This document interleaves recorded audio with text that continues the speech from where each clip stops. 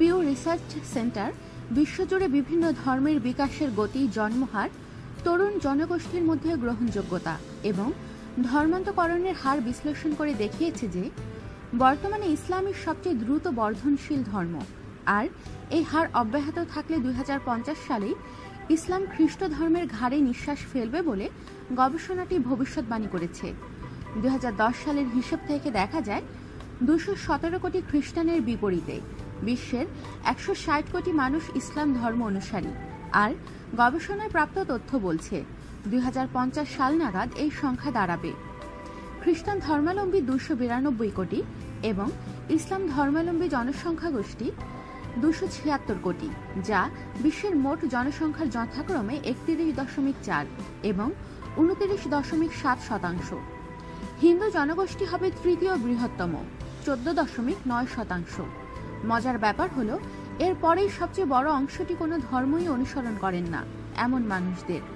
বিশ্বের মোট জনসংখ্যার শতকরা 13.2% নিয়ে চতুর্থ স্থানে থাকবেন এই জনগোষ্ঠী।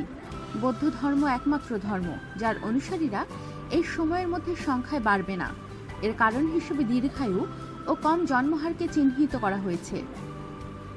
ইউরোপ এবং আমেরিকা উভয় অঞ্চলেই খ্রিস্ট ধর্মাবলম্বীদের সংখ্যা হ্রাস পাবে। যুক্তরাষ্ট্রে এই হার 3/4 থেকে 2/4 নেমে আসবে। ইউরোপের 10% মানুষের ধর্ম হবে ইসলাম। অন্যদিকে শুধুমাত্র যুক্তরাষ্ট্র ও ফ্রান্সে বাড়বে নাস্তিকদের সংখ্যা। যুক্তরাষ্ট্রে অখ্রিস্টীয় ধর্ম হিসেবে 2050 সাল নাগাদ ইসলাম জনপ্রিয়তায় ইহুদিবাদকে ছাড়িয়ে যাবে বলে বলছে গবেষণাটি আরও বলছে 2050 সালে ইন্দোনেশিয়াকে হটিয়ে বিশ্বের সবচেয়ে বেশি মুসলিম অধ্যুষিত দেশ হবে ভারত। তবে হিন্দু সংখ্যাগরিষ্ঠতা তখনও থাকবে দেশটিতে।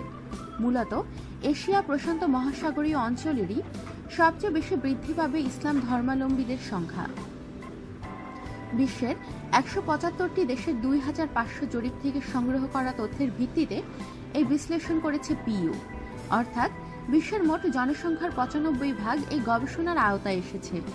ধর্মান্তকরণের হারের তথ্য সংগ্রহের ক্ষেত্রে বাদ পড়েছে শুধু ভারত আর চীনের মতো বৃহত্তর জনসংখ্যার দেশ দুটি।